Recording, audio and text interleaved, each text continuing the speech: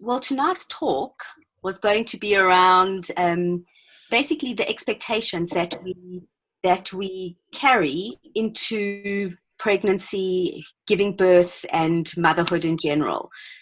And it was going to be also based on how our minds work, where our experience of anything in life is coming from. So just taking the experience of pregnancy and giving birth, how that is understood and experienced as a mother, as a human being.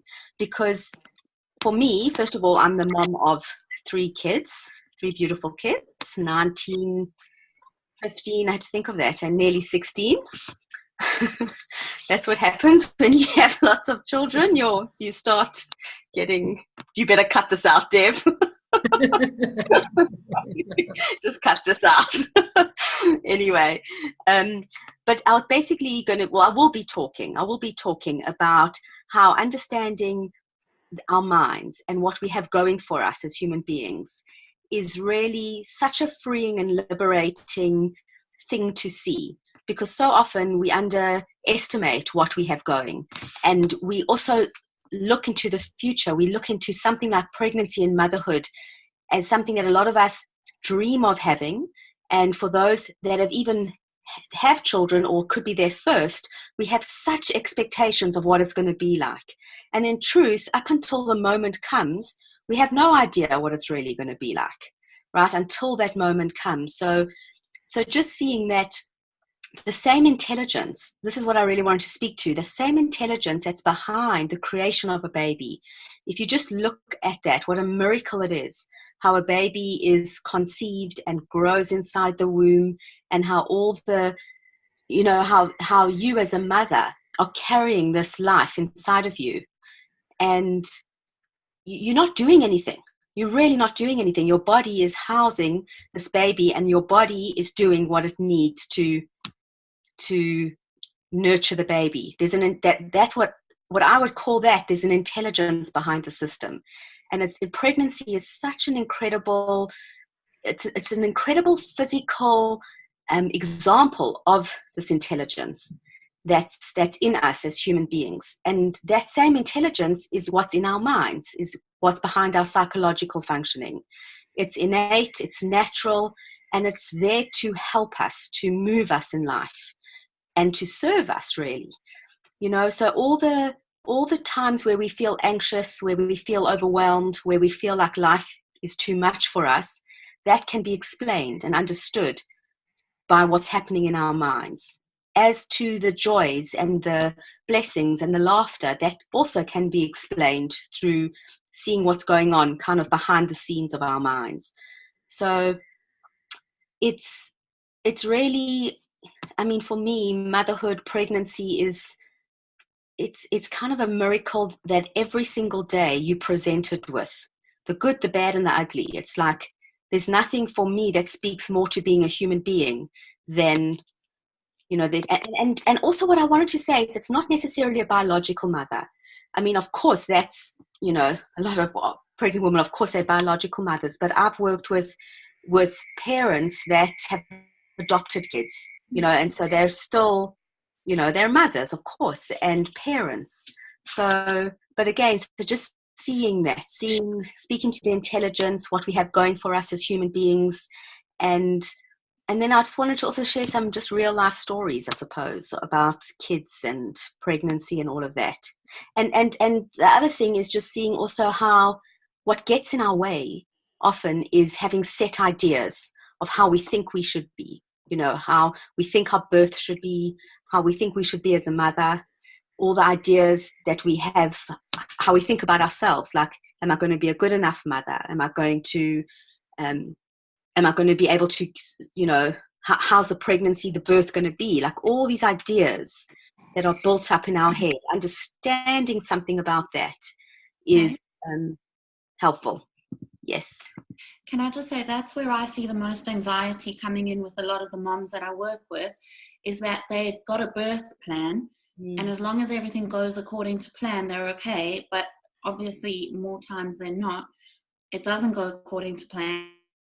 And I think that's really beneficial for moms to have these skills and how it works and that sort of thing for the unexpected, just to understand how it works at a deeper level, that you can go, sort of off piste and be like resilient to come back.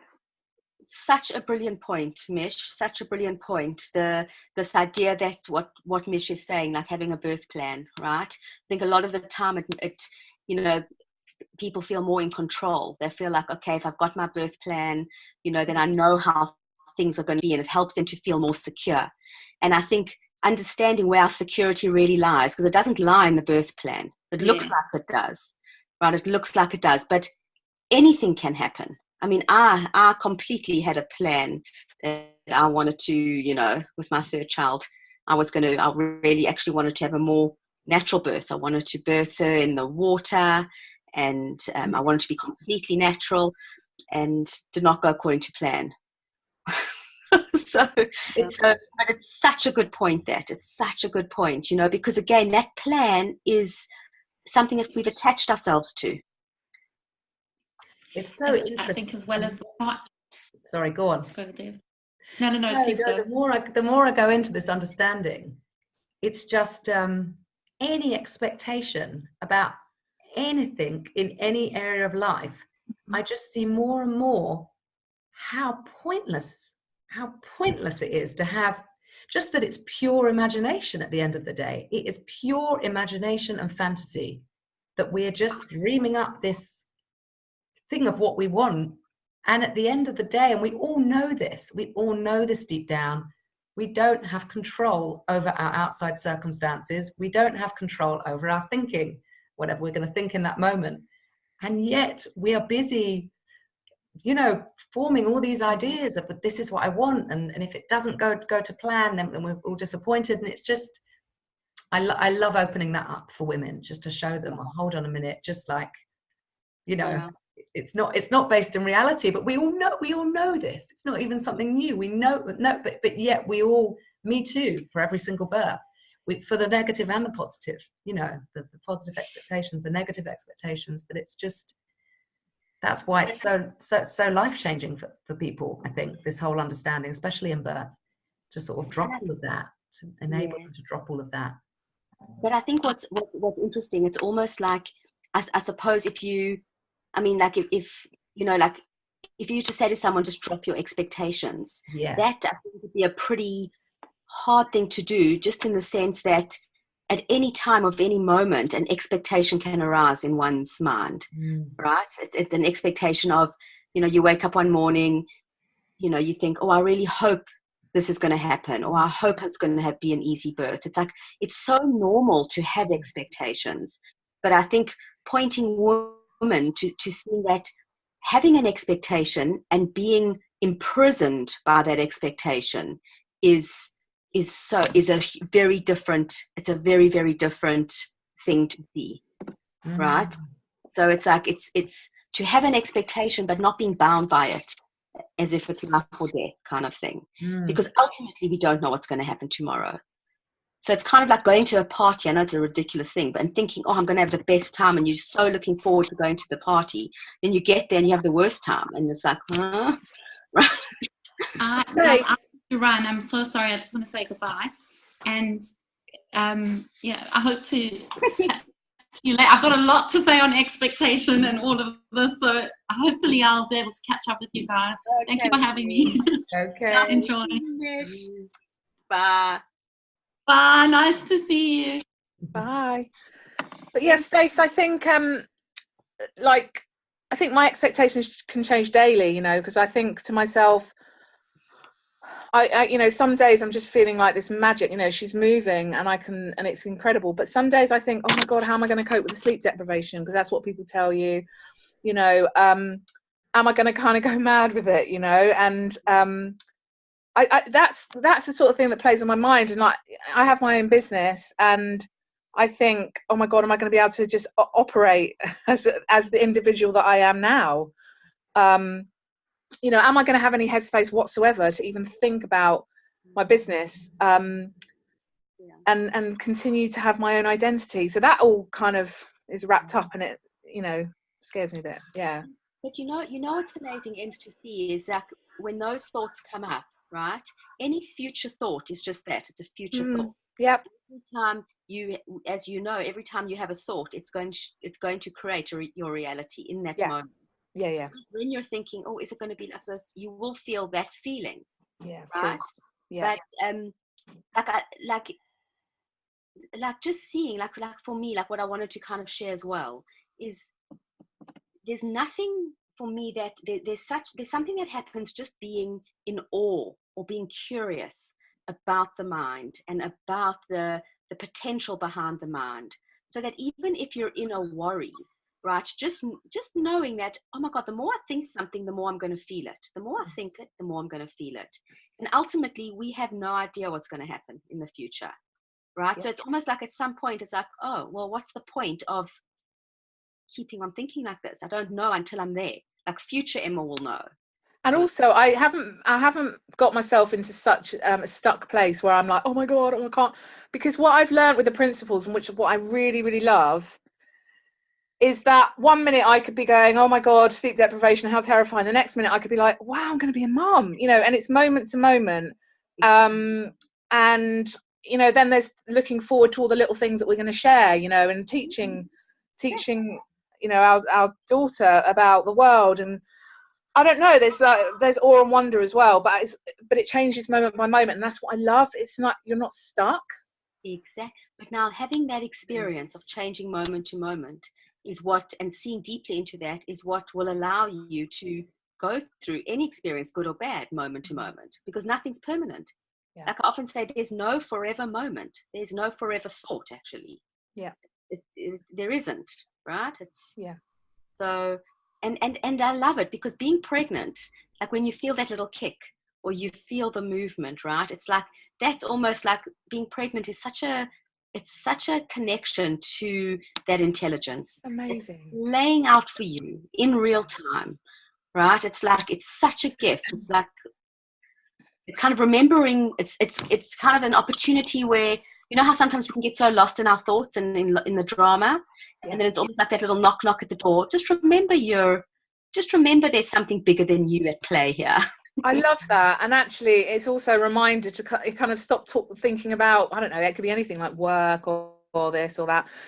It's kind of like if I'm laying in bed at night and I can feel her kick when I'm just reading or relaxing, then it's kind of like brings me back to the moment and what's really special. But yeah, I like what you said about, reminders you the deeper intelligence, because my God, I'm not doing anything and she's just kind of growing and it's crazy. Isn't that amazing?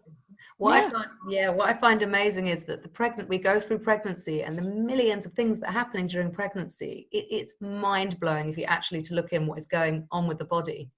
And then yet it comes to giving birth and we assume that all that intelligence stops. We're like, now I have to give birth. So I just find so interesting. And it's exactly the same. It just continues. The amazing, awe-inspiring intelligence just continues and births your baby. It's as simple as that. And it's our whole society we don't seem to realize that. It's like, right now, the intelligence stops. I have to do it now. It's all on me. And I think that's what creates all this huge pressure and, of birth. And it's I think the birth side of it, I've done a hypnobirthing course recently and I loved it. Because for me it was going back to basics, like going back to women have been giving birth for thousands of years and different cultures around the world, to see it all differently. For me personally, it doesn't help me watching things like One Born Every Minute, because it's drama, it's things like that. And actually I think our bodies were built for birth. I'm not going to say it's not going to be painful. I don't know what to expect, and that I have expectations that freak me out a little bit about the pain. But what I loved about that course is kind of like they teach you like the womb is just doing its thing. If you let it, it's contracting, it's doing its thing. And if we sort of panic and it's kind of fight or flight, oh my God, then the womb's not getting the blood that it needs to flow and do its job. But if we kind of let it get on with it, the intelligence like you're talking about, And in life, we get in the way. We just get in the way. Totally. I was going to say that could have been the exact analogy to the mind, right? When we have a thought and we have kind of those thought babies that go one on top of the other, that's almost like constricting the womb. right? When you just kind of see it for what it is, you know, that moment to moment experience that you spoke about, Ems, that's exactly it. It's just, it opens up almost the womb, it opens up the door. I like that, yeah. For more thought to come, because that's the intelligence, you know, that's always available to us. And I think the other thing is what's so incredible is not only a woman's resilience in giving birth, but that she births a child that's resilient, that's born with everything already, right? So it's cyclical. It's just like, it's this innate intelligence that's just, it continues, you know, it absolutely continues. So it's, I don't know, it is, I love it. But I just love it. I mean, I've been but I've been talking about the 3 principles with you, Stace, for many years now. And, you know, silly little things like I burnt myself on the oven the other day, really, really quick. And that just it's healed. And it's kind of like, yeah, that's what happens, you know, it's just like, we can get so caught up, can't we? And Deborah, like you said, we just get in our own way. I do it all the time still. And then I have to catch myself. Yeah. Me too, me too. And I think that's the thing, you know, it's kind of seeing that, you know, like the part of the intelligence, right? If we think about our senses, how we have a nose that can smell, right? They can smell, and we have taste buds that can taste, and we have ears that can hear, right? And we're not walking around every day saying nose, smell, taste buds, taste, right? We're not doing that. It's just so much part of our life. And sometimes we'll taste something that tastes bitter and we won't want it, but we don't beat ourselves up for tasting something bitter. We just kind of know, that's not for me, right? Now, the same intelligence of thought that actually allows us to experience this gift of life. It's actually the thought that's allowing us to taste, smell. It's that intelligence, right? It's like thought creates feeling, and that's the simplicity of that. If we just saw that in its simplest way, thought creates feeling. So it doesn't matter what I'm feeling, anger, sadness, it's just thought, bottom line. It's almost like stops the overthinking, if you know what I mean. It's like we just allow ourselves to experience the good, the bad, and the ugly. And it's not such a big deal in a way. Yeah. Very much. Yeah, it's funny how we jump on the bad though, isn't it? It's like Emma was saying, you know, she's so scared of this and that we jump on. It's like you're all over it. It's like, yeah, but I'm really scared of that. And then like, oh yeah, sometimes there's awe and wonder and you know, it's just so much bigger and greater and amazing. Like, why don't we focus on that? But we don't. We like jump on the negative, don't we? Just what our mind does. I mean, I think at the moment, like for me, I'm like, our house is a mess. We're trying to like get my office is being converted into a nursery, so there's the practical side of things going on. My accounts, my income is like, you know, going to drop because I'm self-employed. I can't, you know, so all this stuff's going on in my head. I'm feeling so overwhelmed, but like maybe I'm telling myself, oh, you know, you're really overwhelmed at the moment. Everything's so overwhelming, isn't it? And it's like going around in a loop. Yeah, that's something I'm stuck in, actually. I'm stuck in the overwhelm of all the stuff we need to organize. Yeah. But what's interesting, Ems, if you look at that, right, when you're in overwhelm, you're thinking in overwhelm, right? So your mind has a lot of overwhelm. You're thinking about all the things that you have to do or must do or need to get to or what's not right. And it's almost, it's kind of like putting your hand in hot water. You will feel the heat of that, right? But you'll generally take it out. Yeah. Hot. But when we're in the overwhelm, until you see what's behind that, until you see that you're in overwhelm until you're not. Like, it's not a bad thing to be in overwhelm. Yeah. That's the thing. It's not bad. The feeling isn't nice, but it's not bad. It's just telling you where your mind's at. And just like it's kind of like the contraction of the womb again, right? It's kind of like if you freak out over it and worry about it, it contracts more.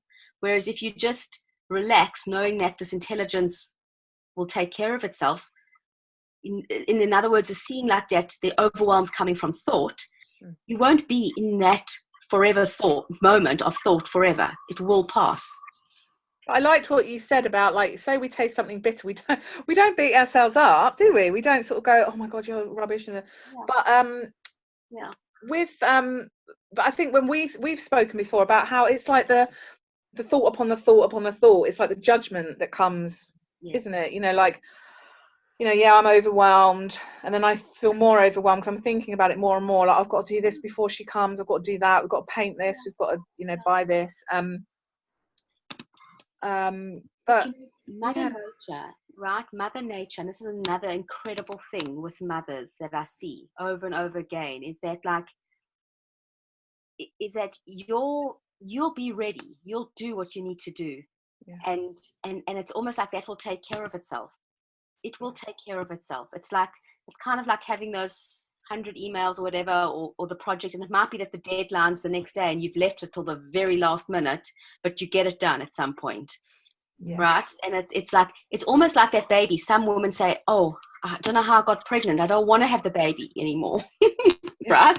I don't want to. It's like, sorry, that baby has to come out, right? And it's like, when it's ready, when it's going to come out, right? You can't stop that baby from coming. It's going to come. So it's like at some point, like, that's an incredible thing to see with thought, right? Is that even if you try hold on to that overwhelm, at some point it will move. It will. Yeah. And that's what I love. Yeah. Because one thing I've noticed, I was talking to someone about this the other day, when you're laying in bed and say, for example, I don't know, you got a presentation tomorrow, and you're like, oh my God.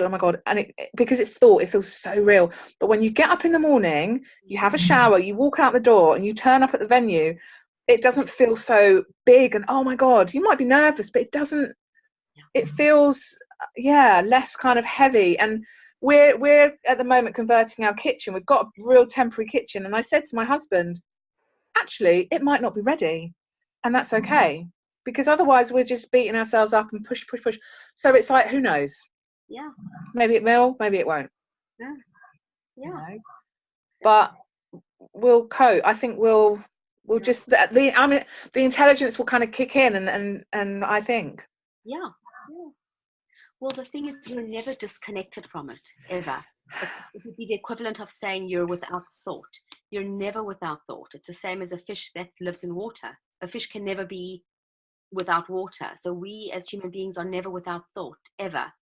And thought is intelligent. The nature of thought in its purest form is intelligent.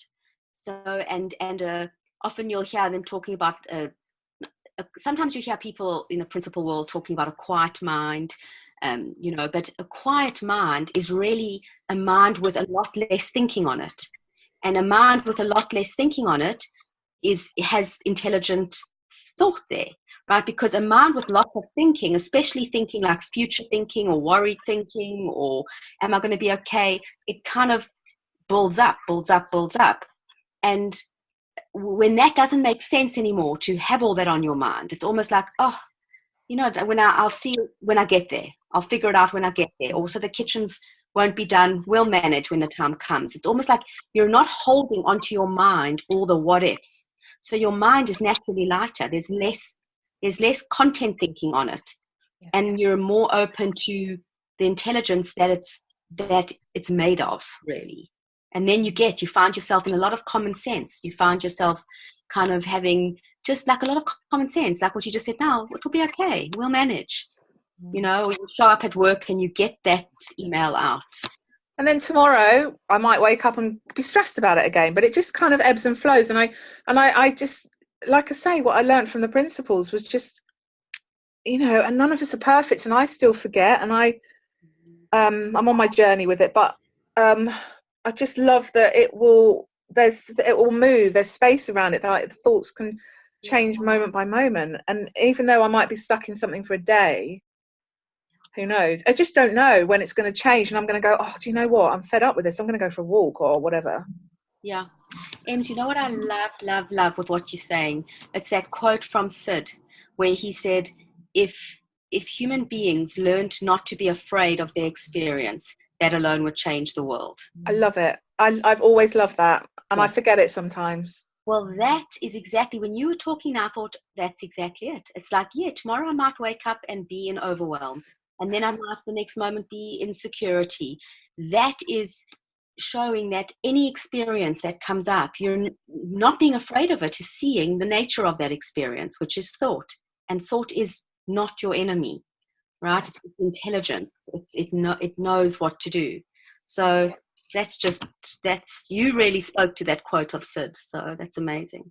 And none of it means anything. You know, we're scared. If we're scared about something, like Emma just spoke about the talk that we're so scared of, and then you get there and it's totally different. Like, none of it means anything. All of these fears, all of these expectations, all of what we think it's going to be, in the moment when we are whatever, when the baby comes, when we're giving birth, we have no idea what it's going to, we just don't know what thinking is going to occur to us. We have no idea.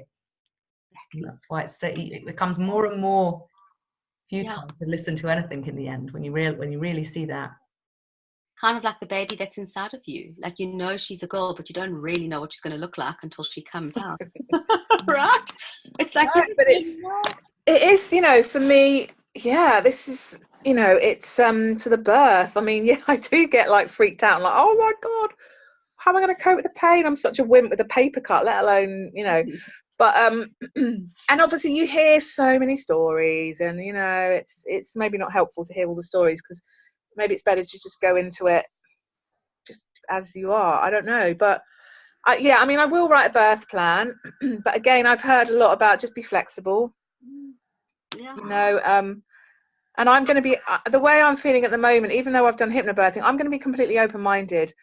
The only reason I did it was to learn to breathe and to learn to, you know, just have a little bit of control.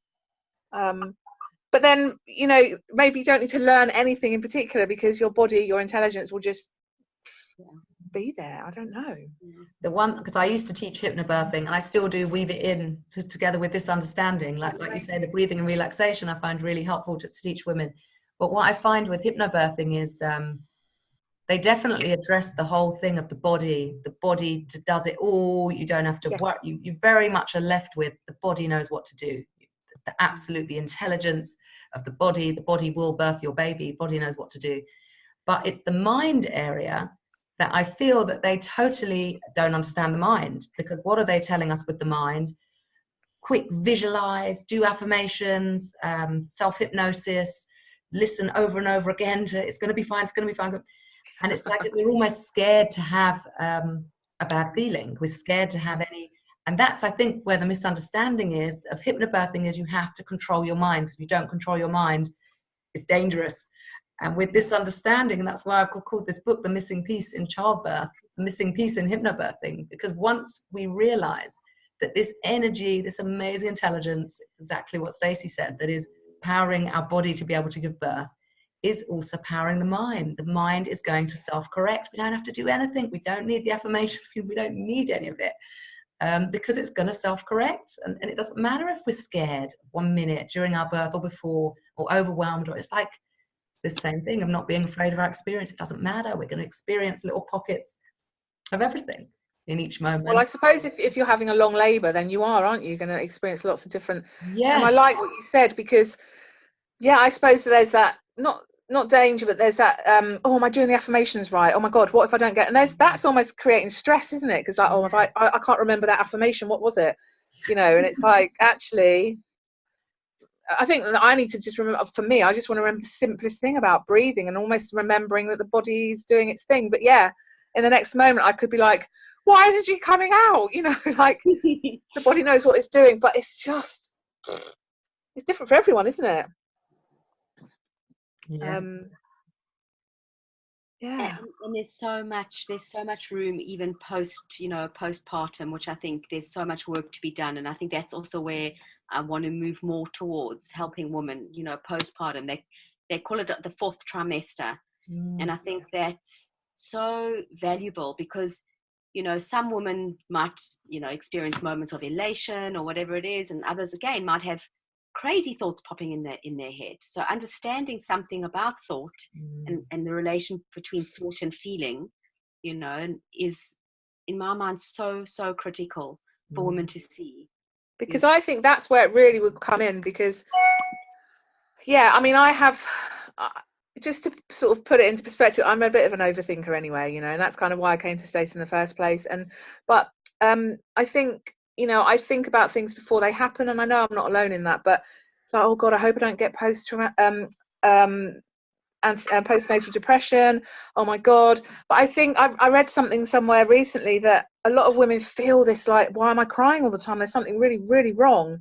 And actually, not necessarily. I mean, obviously it's good to talk to people, but I think it's like you were saying, if we're not that terrified of that, why am I crying at the moment? I'm so tired. Yeah. Yeah, obviously, people need help if they need help, but I think it's brilliant that the 3 principles is coming into this area as well. Yeah. I find I can have conversations with people just and they think they have postnatal depression and they're so freaked out, and I just have like a half an hour conversation with them to like set up the rest of the sessions, and in that half an hour, and they write to me the next day, they're like, actually, I don't need it. And all I've basically said is, it's normal to have this it's so huge to go through birth, and then everything in your life changes, your role, your relationship, your job, your body, then no part of your life goes untouched. So your thoughts are like, and then like we just expect that we're just going to carry on normally without, it's just like, of course we're overtired, and of course we're going to have some feelings that we don't particularly like. But I think it is all the thinking around it that gets people stuck. All of this, oh my gosh, is this postnatal depression? And hold on, it's still going on. And then people just get so freaked out by it that I think that is what gets people stuck, when it's more sort of normalized, and all those thoughts sort of allow you to come back up, then people just do come back up. It's so amazing. Absolutely. Yeah, I think it's just letting go, isn't it? A little bit. I don't know, but we can tell ourselves to let go, let go. But more, I think it's more about being in that moment, isn't it? And just what comes up. I don't know what's going to come up for me in the next hour. Yeah. Exactly. Whatever, Exactly. Well, that you see, there's it's a difference between saying I need to let go or I should let go, and then what you just said now, I don't know what's going to happen in the next hour, right? So that's showing that not knowing what's going to happen in the next hour, well, that in and of itself means you can't do anything about the next hour, so you automatically let go, right? Again, it's like a mind not full of worry is a quiet mind that knows what to do. That's the thing. But we are intelligent. We don't have to think of it. Will come to us. It really does. Common sense comes to us, and it could be like, oh no, I need to go speak to this person now, or I need to go, ask for help or support. It's very practical. That feeling, it's like a trust exercise, isn't it, where someone stands behind you and you fall onto them. I've had that feeling before where I've thought, oh my God, and it's very kind of fleeting, but I've had those moments where I go, oh my God, I'm not in control. I don't have to do anything. I don't have to kind of, and John Scott, who's another practitioner who is a friend, and he when I've had sessions with him, and he said to me, it's kind of like being in a factory and it's all working perfectly, but then you turn up with your clipboard and try and rearrange everything and make it all different, and everyone's just thinking, but hang on, it was working perfectly before. And like, that's how he explained to me about getting in our own way. We just try and manipulate things, and it's nice having that feeling sometimes where I feel like, oh, I don't need to do anything. Yeah. It's so ironic, because that's all we ever want, is just to like have it done have everything to run smoothly and just fall back, and we really can. It's really amazing. Even if we feel slightly in turmoil, actually, it's like part of the. Exactly. That's explained. The turmoil, the overwhelm, there's an explanation behind that. And anything that's an explanation, it's like you can explain it in that factory. Oh, okay, there's an explanation. Not. Yeah, and like alongside the elation and the excitement and awe and all of it. Yeah, because I'm not going to deny that. I think in the past, going back to Sid's quote, I've been afraid of my thinking and thinking, oh my God, what's wrong with me? Oh my God. But I love the 3 principles, and I keep coming back to it. I keep coming back to it, and I just love it. Yeah. I think there's some real amazing kind of stuff there. Wisdom. It's just incredible, and it speaks to me. It's just making people aware that it's there. But that's basically it. Like, it reminds me of Stacey when you were saying the little foot that's kicking. It's like someone tapping you on the shoulder and saying, like, look what's here. This incredible intelligence, this incredible wisdom. There's something that you can trust. There's something that you can rely on. Just to, like, people don't know that, or that, you know, until it's pointed out. Yeah, I think that's it, isn't it? It's the trust. And that's a bit about letting go, I suppose, like the trust. And I like that. So when she kicks, I'll be like reminded. Yes. You know. Yeah. But yeah, I was really glad that you put this up as a talk, because yeah, I just wanted to sort of have a chat and hear you speak about pregnancy and birth from the three principles perspective, you know. So I just really wanted to join in the call, really. So we're going to be running monthly talks now, basically, with different people about all different subjects, and all pointing in this direction, just to sort of really open up to people what this understanding is all about, and you know, how it can really help them through their pregnancy and birth. So yeah, because I look forward to joining them, and, you know, hearing from other women as well, and, you know, it'll be great. So yeah, it's brilliant, because I just get, you know, the notifications tell me there's a talk coming up, so it's really great, and it's nice to just kind of tune in the evening and listen to what people have got to sort of say, really. Yeah. So Stacey, is there anything else you want to add about your talk, or we'll just post up the date for the talk, which will be the great expectations for birth? Well, Debs, I don't know, 'cause why don't we just I mean, you could just put this on, I suppose, you know, and then, because maybe we could just, maybe, like, let's see if people, I don't know, I mean, we could put another date in, or put it in for a month or whatever, if you're going to be doing it monthly. Yes. Okay. So that's what we'll do, and we'll notify people when the talk is coming.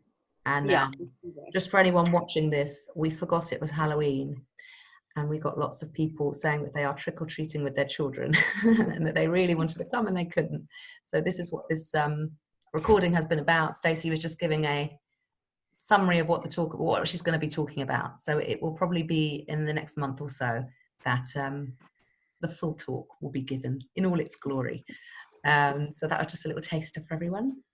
And just to say that it might be nice if people who want to join the talk, if they even can, say, text you or email you on Facebook what they'd like to hear about, if there's anything specific, because then I can always tailor make it to that. Right. You know, so I did want to talk towards, you know, expectations and moving beyond that, you know, and talking more about this intelligence, but it might be nice just to hear what people want to hear, you know, what kind of things they want to hear.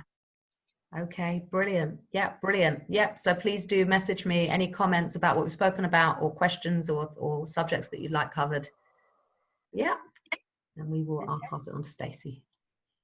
Thank you both. Pleasure. Lovely to see you, Ems. Thanks so much, Deb. Okay. Nice to see you. See you. Well, Bye. bye.